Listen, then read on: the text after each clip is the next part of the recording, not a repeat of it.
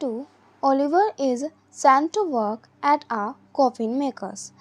It was a week before anyone accepted that offer. During that time, Oliver was left in the dark room. He was let out for an hour each evening. Then he was taken in front of the other boys in the cold stone hall. There he was beaten as an example to them all. At last, an employer came to the poor house.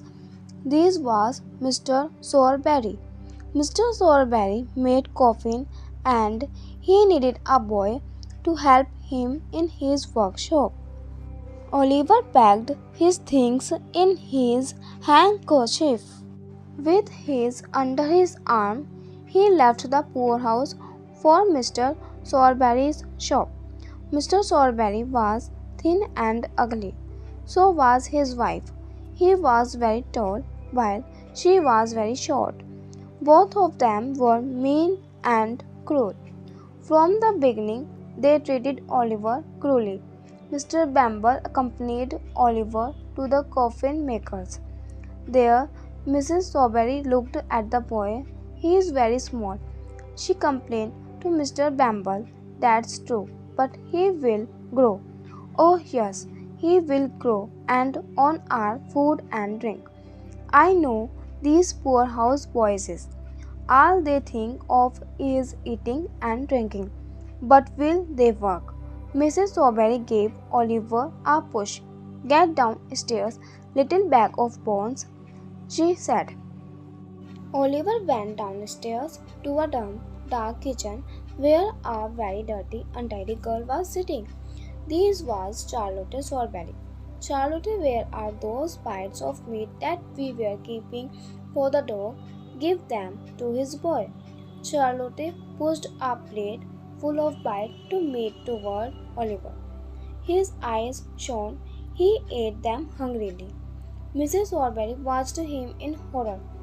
That boy will ruin us if he goes on eating like that, she said.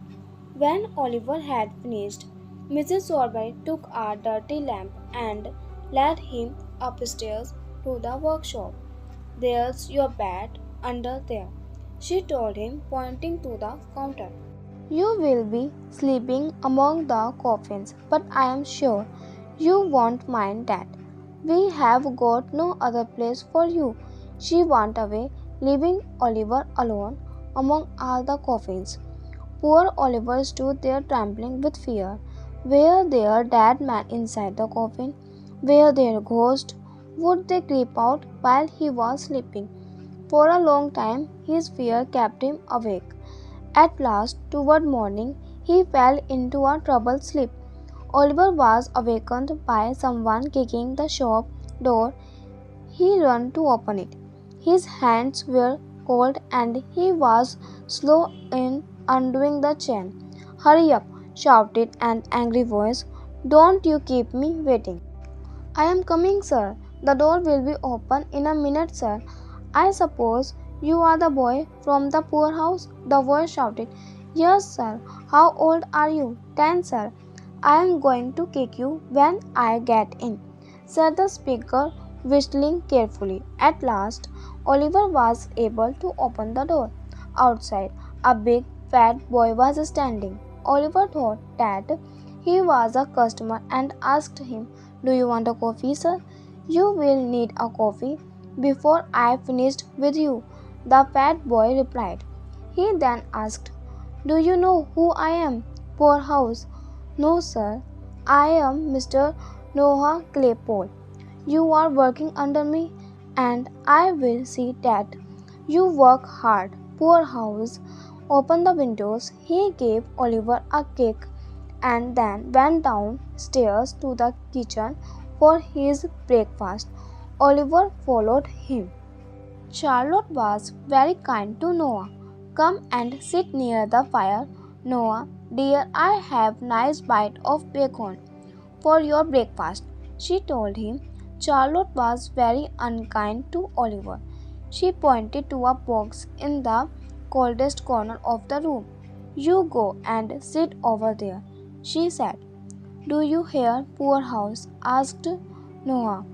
Charlotte thought that this was a good joke. She laughed heartily. Both of them laughed at poor Oliver as he sat in the cold eating his bread and lard. So it went on day after day for several months. Oliver was badly treated by all. He suffered in silence. Then one day he surprised them all.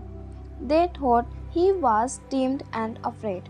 So he was, but he had some courage, at least, and one day he showed this.